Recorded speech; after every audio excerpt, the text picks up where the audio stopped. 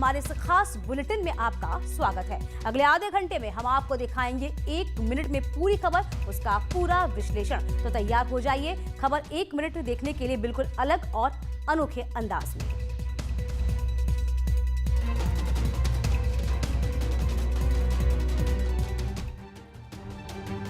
बागपत में दबंगों का कहर देखने को मिला है, जहां उन्होंने 7 टैक्सी ड्राइवरों को पहले अगवा किया, फिर उन्हें बंधक बनाकर जंगल में ले गए और हाथ पैर बांधकर बुरी तरह से लाठियों से पीटा गया। ड्राइवरों के शरीर पर कई जगह चोट के निशान मिले हैं। पुलिस ने सभी को जिला अस्पताल में भर्ती कराया। हाथरस सब्जी मंडी के पास देर रात 2 बाइक आपस में टकरा गई। बाइक टकराने पर दोनों के बीच मारपीट हो गई। ईंट पत्थर भी चलने लगे। राहगीरों ने दोनों पक्षों को अलग किया। मारपीट में 3 लोग जख्मी हो गए। मौके पर मौजूद किसी व्यक्ति ने मारपीट का वीडियो बनाकर सोशल मीडिया पर वायरल कर दिया। फिलहाल पुलिस वायरल वीडियो के आधार पर मामले की जाँच कर रही है।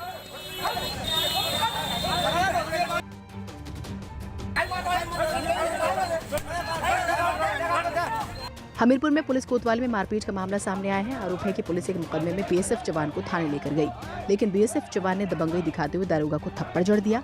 दारोगा की वर्दी फाड़ दी। काफी देर तक धक्का मुक्की होती रही। पुलिस ने बीएसएफ जवान के खिलाफ 4 मामले दर्ज किए हैं।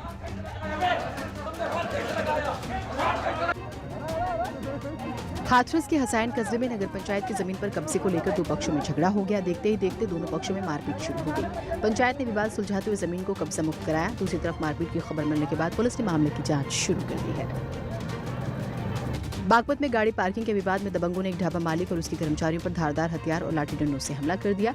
ढाबा मालिक के साथ साथ उसके 2 बेटे बुरी तरह से जख्मी हो गए। घायलों को अस्पताल में भर्ती कराया गया। फिलहाल दबंग फरार है। पुलिस मामले की जांच में जुटी हुई है। संत कबीर नगर में दबंगों द्वारा महिला को बुरी तरह से पीटे जाने का मामला सामने आया है। महिला का कसूर बस इतना था कि उसने छेड़खानी का विरोध किया था। गए थे राशन छुड़ाने और राशन लेकर के आ रहे थे। एजाज के लड़के ने राशन छीन लिया और राशन छीनने के बाद हमारे साथ बदतमीजी किया, हमको मारा पीटा, मेरा कपड़ा फाड़ दिया है पूरा। पुलिस से शिकायत के बाद भी पुलिस ने कोई कार्रवाई नहीं की, ये भी आरोप लगा है। घटना धनघटा थाना क्षेत्र की बताई जा रही है।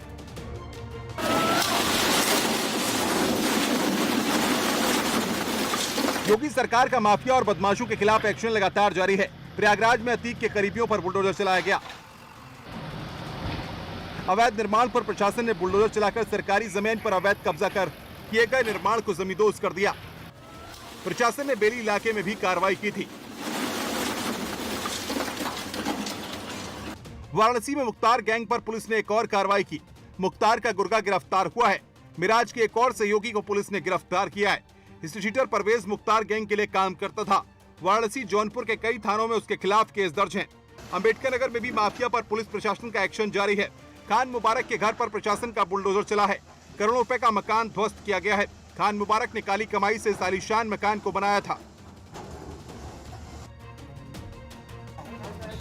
योगी सरकार बदमाशों, कुख्यात अपराधियों के खिलाफ सख्ती से काम कर रही है और इसी कड़ी में आगे कार्रवाई करते हुए बागपत पुलिस ने सुनील राठी पर बड़ी कार्रवाई की है। जी हां, पश्चिमी यूपी में कुख्यात सुनील राठी के खिलाफ पुलिस ने बड़ी कार्रवाई की है। पुलिस ने सुनील राठी के पैतृक गांव टिकरी पहुंचकर 1 करोड़ 20 लाख की संपत्ति कुर्क की है। राठी के कई वाहनों को भी कुर्क किया गया है। इस पूरी कार्रवाई की निगरानी एसपी अभिषेक कुमार कर रहे थे। कुर्की के दौरान 6 थानों की पुलिस फोर्स भी मौके पर रही। सुनील राठी पर हत्या, लूट, रंगदारी की 30 से ज्यादा मुकदमे दर्ज हैं। सुनील राठी पर बागपत जेल के अंदर डॉन मुन्ना बजरंगी की हत्या का भी आरोप है। इस हत्याकांड ने पुलिस महकमे पर भी सवाल खड़े किए थे। बहरहाल माना जा रहा है कि कुख्यात के खिलाफ पुलिस और भी सख्त कदम उठाने की तैयारी में है।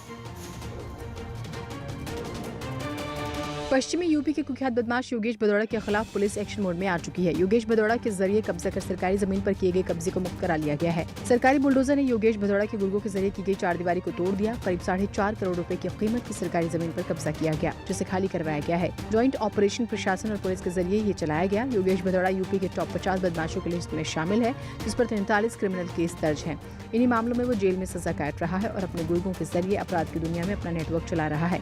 लेकिन अब पुलिस प्रशासन एक्शन मोड में है ताकि ऐसे बदमाशों की आर्थिक मोर्चे पर कमर तोड़ी जा सके। जनपद मेरठ का चिन्हित माफिया प्रधान अपराधी योगेश भदौड़ा के विरुद्ध जो है जनपद मेरठ पुलिस द्वारा बड़ी कार्रवाई की गई है।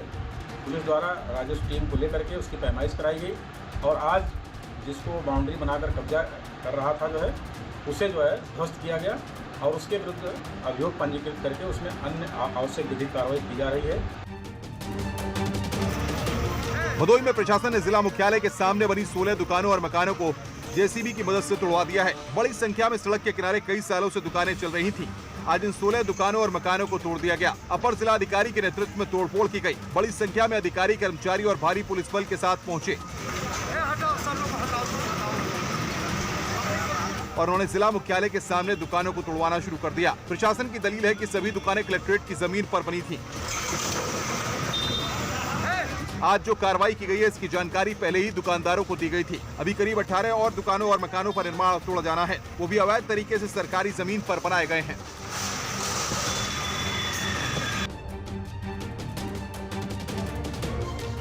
बदमाशों के खिलाफ योगी पुलिस की कितनी सख्ती है और पुलिस की सख्ती का कितना खौफ उनमें है, ये एक बार फिर से नजर आया है संभल में, जहां योगी की पुलिस से एनकाउंटर के खौफ के आगे बदमाश ने सरेंडर कर दिया। बदमाश खुद ही थाने पहुंच गया और गुहार लगाने लगा कि उसे गिरफ्तार कर लिया जाए, लेकिन एनकाउंटर की कार्रवाई न की जाए। मेरे बाल मैंने जमानत करवाता, मैं पलों का टेला लगा दिया था, चाहे मेरी ससुराल में डर के मारे में रहने वाला मंसूरपुर माफी का हूं। बदमाश नईम उर्फ बड़ा ने खुद को पुलिस के हवाले कर दिया। वो गौकशी के मामले में वांटेड है। गले में पट्टी डालकर खुद थाने पहुंचा और खुद को पुलिस के हवाले कर दिया। आत्मसमर्पण करने थाने पहुंचे बदमाश ने पुलिस अधिकारियों के पैरों में गिरकर अपने जुर्म को कबूला, साथ ही नरमी बरते जाने की गुहार लगाई।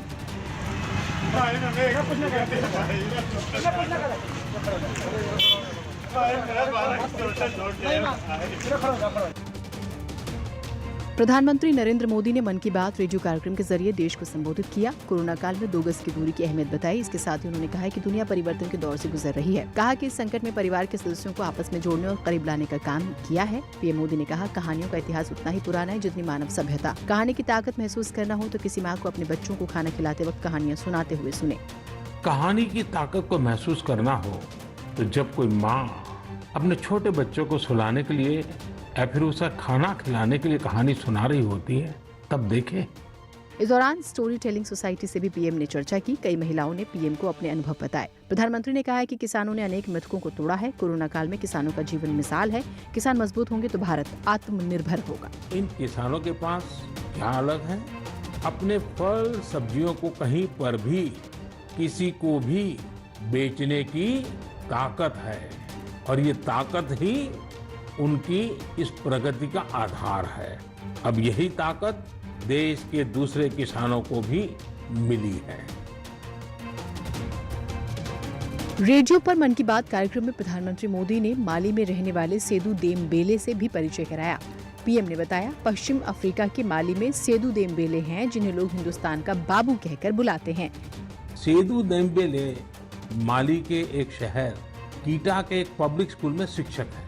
वे बच्चों को इंग्लिश, म्यूजिक और पेंटिंग, ड्राइंग पढ़ाते हैं, सिखाते हैं। लेकिन उनकी एक और पहचान भी है, लोग उन्हें माली के हिंदुस्तान का बाबू कहते हैं। सेदू देमबेले हर संडे को माली में 1 घंटे का रेडियो कार्यक्रम पिछले 23 सालों से पेश करते आ रहे हैं। अब मन की बात में जिक्र होने पर उन्होंने पीएम मोदी का आभार जताया है।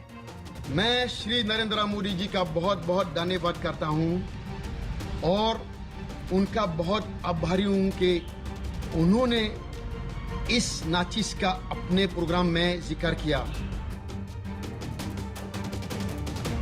आगरा में मेट्रो निर्माण को लेकर गतिविधियां तेज हो गई हैं। एसीएस अवनीश कुमार अवस्थी ने जगह का मुआयना किया और एसीएस ने अधिकारियों के साथ काफी देर तक मंथन किया। आगरा में मेट्रो की लंबाई 30 किलोमीटर होगी।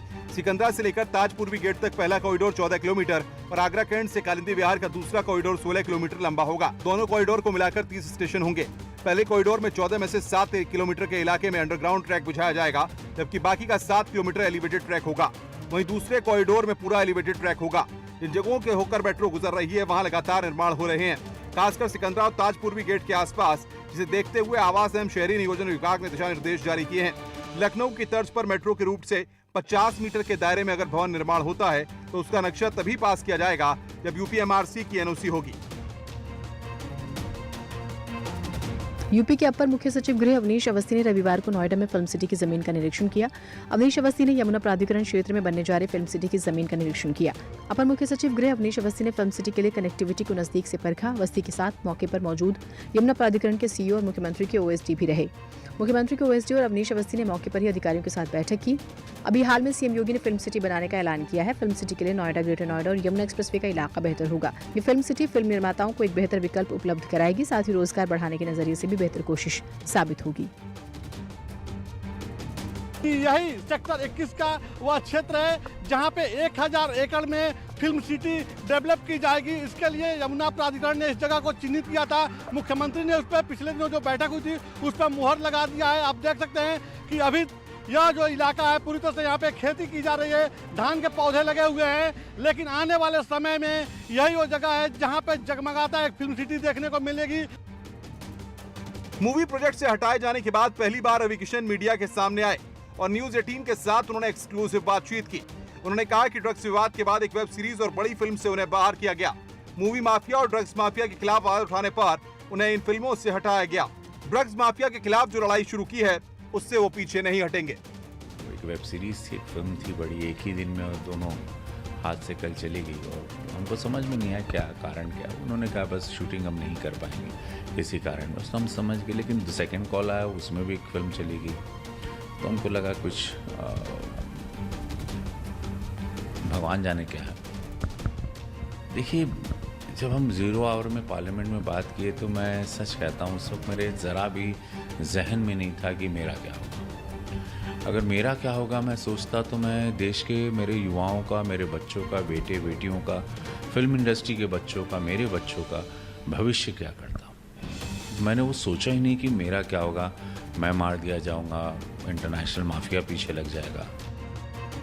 अयोध्या के बाद मथुरा में भी मंदिर मस्जिद के विवाद को लेकर माहौल गर्मा गया है। राज्यसभा सांसद हरनाथ सिंह ने बड़ा बयान देते हुए कहा है कि कृष्ण जन्मभूमि पर जबरन कब्जा किया गया था। मुस्लिम भाइयों को बड़ा दिल दिखाना चाहिए और जबरन कब्जे को छोड़ देना चाहिए। भगवान कृष्ण की जहाँ पर जन्मभूमि है वो सभी ये जानते हैं कि आदि कृष्ण जन्मभूमि पर बलात् रूप से और कब्जा किया गया था। श्री कृष्ण जन्मभूमि को लेकर ऊर्जा मंत्री श्रीकांत शर्मा का कहना है कि उन्हें कोर्ट पर पूरा भरोसा है। देश में हर किसी को अपनी बात कहने का अधिकार है। इस देश का जो सर्वोच्च न्यायालय है उसमें विश्वास रखने वाले लोग हैं और हमें सर्वोच्च न्यायालय से ही न्याय मिला है, तो हम इस देश की जो न्यायिक प्रक्रिया है इसमें पूर्ण विश्वास रखते हैं। मथुरा श्री कृष्ण जन्मभूमि परिसर में स्थित शाही मस्जिद को हटाए जाने को लेकर वरिष्ठ वकील जफरयाब जिलानी का कहना है कि यह मुद्दा सिर्फ राजनीतिक है। उन्होंने कहा है कि कोर्ट से जो सम्मन भेजा जाएगा उसका जवाब दिया जाएगा। अमरोहा में जयनगर पंचायत के अधिशासी अधिकारी दीपिका शुक्ला ने डीएम से अपनी सुरक्षा की गुहार लगाई है। ईओ ने कुछ कर्मचारी और जनप्रतिनिधियों पर प्रताड़ित करने का आरोप लगाया है।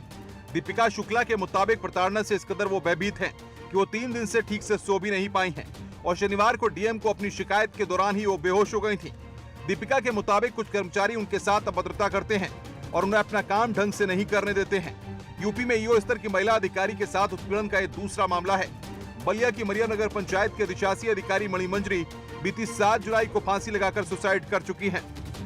स्टाफ में 1-2 लोग ऐसे हैं जो पूरे फुल टाइम नेताओं से जुड़े हुए हैं, फाइलें नहीं देते हैं, या तो वो सूचना जो बनाते हैं हम उस पर साइन कर दें, नहीं करते हैं तो फाइल मांगने पे देख करके करना चाहते हैं तो देते नहीं हैं। रिटायर बाबू कहता है मैंने चार्ज दे दिया है, करंट बाबू कहता है मैंने चार्ज नहीं लिया है। अब हमारे पास कोई ऑप्शन नहीं, चाहे प्रधानमंत्री आवास की फाइल हो मुझे मिलती नहीं। हापुड़ में पुलिस और बदमाशों के बीच मुठभेड़ हो गई। पुलिस पेट्रोलिंग के दौरान ये मुठभेड़ हुई जिसमें एक बदमाश के पैर में गोली लगी, वहीं एक बदमाश फरार हो गया। बदमाश कैलाश पर बागपत गाजियाबाद हापुड़ में 12 से ज्यादा केस दर्ज हैं। बदमाश के पास से बाइक, तमंचा और कारतूस बरामद किए हैं। फरुखाबाद के शमशाबाद इलाके में पुलिस और बदमाशों की मुठभेड़ हो गई। इस मुठभेड़ में 25,000 के इनामी बदमाश ऋषि को पुलिस ने पकड़ लिया। शमशाबाद थाना इलाके में इनामी बदमाश को पकड़ने के लिए पुलिस ने घेराबंदी की, जिसके बाद बदमाश ने पुलिस पर फायरिंग शुरू कर दी। फायरिंग में एक दारोगा और सिपाही घायल हो गए, जबकि बदमाश को भी गोली लगी है। फायरिंग में घायल 3 लोगों को इलाज के लिए सामुदायिक स्वास्थ्य केंद्र भेजा गया। बदमाश ऋषि पर एटा में आलू से भरे ट्रक लूटने के कई मामले दर्ज हैं, जिसमें वो वांटेड है। उस पर एटा पुलिस की ओर से 25,000 का इनाम भी रखा गया था। हरदोई में अरवल पुलिस ने चोरी के 17 मोबाइल के साथ 3 चोरों को गिरफ्तार किया है। 17 सितंबर की रात द्विवेदी मोबाइल शॉप से इन्होंने चोरी की थी, जिसमें 70 मोबाइल और 25,000 कैश चुराया गया। इस मामले का खुलासा करने के लिए पुलिस की टीम लगाई गई थी, जिसे जल्द ही कामयाबी हाथ लग गई। पुलिस का कहना है कि इन बदमाशों का आपराधिक इतिहास है, इन्हें गिरफ्तार कर जेल भेजा गया है। सूचना मिली जरिए वहाँ पे गिरफ्तारी की गई, 3 लोगों की गिरफ्तारी की गई है और इनके पास मोबाइल भी बरामद हुए हैं। क्या आपराधिक इतिहास है इनका? आपराधिक पहले भी चोरी के मामलों में बुलंदशहर में चोरों ने ज्वेलरी शॉप पर धावा बोल दिया। चोर आधा किलो चांदी के गहने ले उड़े। घटना को अंजाम देने के बाद चोर आसपास के मकानों के दरवाजे भी बाहर से बंद कर गए। चोरों ने ज्वेलरी शॉप का शटर उखाड़कर चोरी की वारदात को अंजाम दिया। पुलिस चोरों की तलाश में जुटी हुई है। सोनभद्र में चोरों ने इस बार जनरल स्टोर को निशाना बनाया। चोर दुकान की छत को तोड़कर उसमें दाखिल हुए और काउंटर में रखे कैश पर हाथ साफ किया। दुकान में रखा करीब 20,000 का कैश चोर लेकर फरार हो गए। मथुरा में बिजली विभाग की बड़ी लापरवाही एक बार फिर से उजागर हुई है। आरोप है कि बरसात के पानी में पिछले 1.5 महीने से सब स्टेशन डूबा हुआ है और कोई ध्यान देने वाला नहीं है। पहले तस्वीर देखिए, बीते दिनों कोसी केला के औद्योगिक एरिया में विद्युत विभाग के अधिकारियों ने नया विद्युत सब स्टेशन बनवाया था। 33 केवी विद्युत सब स्टेशन को शुरू कराया गया, जहाँ से इंडस्ट्रियल एरिया सहित कई कॉलोनियों को बिजली की सप्लाई होती थी। लेकिन पिछले दिनों बरसात का पानी आने की वजह से सब स्टेशन चारों तरफ पानी में डूब गया। दूसरी तस्वीर कोसी स्थित विद्युत सब स्टेशन की है, जिसका निरीक्षण ऊर्जा मंत्री श्रीकांत शर्मा ने किया। दूसरी तरफ कुछ स्टेशनों और थानों का निरीक्षण करते हुए मंत्री ने खामियों के लिए अधिकारियों को फटकार लगाई और तत्काल सुधार करने के सख्त निर्देश दिए। कहाँ काम करती है? कोसी देहात फीडर। देहात फीडर 33 के बीच। ये जो पानी भरा हुआ है पिछले कई दिनों से, क्या कहेंगे इसमें? कई दिनों से 1.5 महीने हो गए। 1.5 महीने से पानी भरा हुआ है। कितना पानी भर रहा है? करीब 1.5-2 फुट। 2 फुट पानी। क्या आपने इसकी शिकायत उच्च अधिकारियों से, बिजली विभाग के अधिकारियों से नहीं? जी को पता है, को पता है, लेकिन पानी आज से नहीं निकाला गया। बलिया में पिछले कई दिनों से जिला जेल में भारी जल जमाव है। जेल में पिछले कई दिनों से बारिश का पानी जमा होने से हालात काफी खराब हैं। जेल कर्मियों के आवास भी बारिश के पानी में डूबे नजर आ रहे हैं। जल जमाव की वजह से जेल कर्मियों और कैदियों को काफी परेशानियों का सामना करना पड़ रहा है। इसके अलावा शहर कोतवाली परिसर भी बारिश के पानी से डूबा नजर आ रहा है। फिलहाल पिछले 3 दिन से जेल समेत इन जगहों पर हालात जस के तस बने हुए हैं और जेल कर्मियों को काफी दिक्कतें हो रही हैं। बाहर का भी पानी यहाँ पे इसी में जाम हो जा रहा है। मोटर लगा है, निकल रहा है धीरे-धीरे। यही सब दिक्कतें। जल जमाव की इस मुसीबत को लेकर अभी तक प्रशासन ने कोई बड़ा कदम नहीं उठाया। जिला जेल और शहर कोतवाली में भारी जल जमाव को लेकर डीएम और एसपी ने निरीक्षण किया और पंप के जरिए परिसर से पानी निकालने के निर्देश दिए। हम लोग ये प्रयास कर रहे हैं कि इस तरह की दिक्कतें ना आए, कि जेल में पिछले वर्ष की स्थिति आए। पानी तो दिख ही रहा है अंदर, कभी बैरक के में नहीं है, अंदर पानी।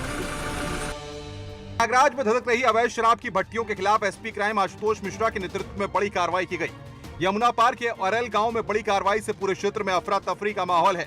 इस बड़ी कार्रवाई में आबकारी विभाग की टीम के अलावा कई थानों की पुलिस फोर्स भी मौजूद रही। इस अभियान के दौरान 20 कुंटल लहन नष्ट करने के साथ 50 लीटर कच्ची शराब बरामद की गई है। एसपी क्राइम ने बताया कि काफी समय से यहाँ पर अवैध शराब की भट्टियां धधक रही थी। समय समय पर पुलिस कार्रवाई भी करती है, लेकिन सब कुछ बाद फिर से शराब माफिया सक्रिय हो जाते हैं। लंबे समय से विभाग को शिकायत मिल रही थी। इसी के तहत कई थानों की पुलिस फोर्स और आबकारी विभाग के साथ मिलकर यमुना पार के अरेल गांव में धधक रही कच्ची शराब के खिलाफ बड़ी कार्रवाई की गई है। 15 कुंटल लहन लोगों ने नष्ट किया और अभी कई बरामद किए गए हैं। कुछ लोग, एक लोग पकड़े गए हैं जो इसको बेचने का कर रहा था यहाँ पे, और करीब 2 लाख कीमत की शराब जो बनी हुई थी उसको कब्जे में ली गई है। प्रतापगढ़ के रानीगंज में सामुदायिक हॉस्पिटल प्रबंधन की संवेदनहीनता नजर आई। यहाँ 2 बाइक सवारों की आपस में टक्कर हो गई थी। सड़क हादसे में दोनों बाइक पर बैठे 4 युवक गंभीर रूप से घायल हो गए। इन्हें इलाज के लिए सामुदायिक हॉस्पिटल लाया गया, लेकिन यहाँ हॉस्पिटल प्रशासन की असंवेदनशीलता सामने आई। घायल युवकों को स्ट्रेचर पर लिटाने की जगह फर्श पर लिटाया गया। तस्वीरों में साफ देखा जा सकता है कि घायल फर्श पर लेटे हुए हैं, लेकिन हॉस्पिटल प्रशासन ने उनको स्ट्रेचर मुहैया कराना मुनासिब नहीं समझा। गाजियाबाद के मोदीनगर में मानवता को शर्मसार करने वाला वीडियो सामने आया। यहाँ एक बुजुर्ग ने एक आवारा कुत्ते को लाठी से पीट कर मार डाला। इतने से भी मन नहीं भरा तो बुजुर्ग ने कुत्ते के पैर में रस्सी बांधकर उसे सड़क पर घसीटा। मामला कादराबाद का है, जिसका वीडियो एक घर के बाहर लगे सीसीटीवी कैमरे में कैद हो गया। जिसके आधार पर पुलिस ने मामले की जांच शुरू कर दी है।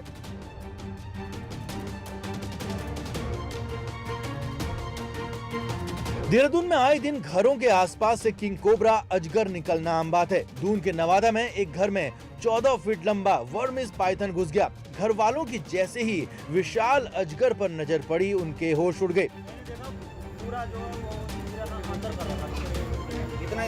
अजगर इतना बड़ा और विशालकाय था कि अगर परिवार के किसी सदस्य को अपनी गिरफ्त में ले ले तो छुड़ाना मुश्किल हो जाए। इतने बड़े अजगर को देखकर परिवार वालों ने फौरन इसकी सूचना वन विभाग को दी। खबर मिलते ही वन विभाग की टीम मौके पर पहुंची और कड़ी मशक्कत के बाद 14 फीट लंबे इस वर्मिस पाइथन को रेस्क्यू किया गया। अजगर का वजन करीब 50 किलो है। विशालकाय अजगर को बाद में घने जंगल में जाकर छोड़ दिया गया। सोनभद्र में म्योरपुर रेंज इलाके के किरवानी गांव में उस वक्त हड़कंप मच गया जब एक मगरमच्छ गांव में घुस आया। रेंज तालाब से ये मगरमच्छ गांव में घुस आया। विशालकाय मगरमच्छ को देखकर पूरे गांव में अफरा तफरी का माहौल हो गया। सभी लोग दहशत में आ गए। कुछ ग्रामीण तो डरकर मकान की छतों पर चढ़ गए। आनन फानन में मगरमच्छ आने की खबर वन विभाग को भी दी गई, जिसके बाद वन विभाग की टीम मौके पर पहुंची। कड़ी मशक्कत के बाद मगरमच्छ पर काबू पाया जा सका। वन विभाग की टीम ने गांव वालों की मदद से मगरमच्छ को रस्सी से अच्छी तरह जकड़ लिया और फिर उसका रेस्क्यू कर वापस तालाब में छोड़ दिया गया।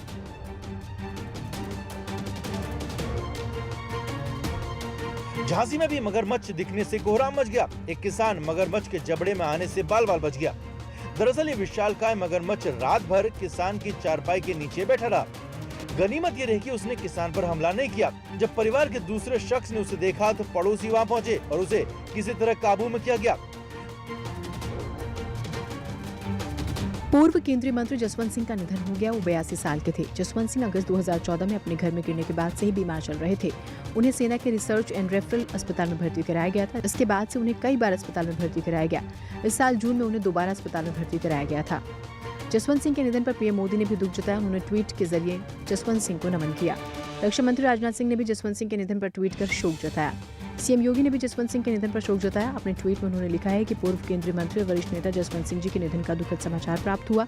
प्रभु श्री राम से प्रार्थना है कि दिवंगत आत्मा को अपने श्री चरणों में स्थान दे और परिजनों को इस आघात को सहने की क्षमता प्रदान करे। जसवंत सिंह ने पूर्व प्रधानमंत्री अटल बिहारी वाजपेयी के नेतृत्व वाली एनडीए सरकार में 1996 से 2004 के बीच रक्षा, विदेश और वित्त जैसे मंत्रालयों की जिम्मेदारी संभाली। 2014 के लोकसभा चुनाव में बीजेपी ने उन्हें टिकट नहीं दिया था। इसके बाद उन्होंने पार्टी छोड़ दी। उसी साल उन्हें सिर में गंभीर चोटें आई, तब से वो कोमा में थे।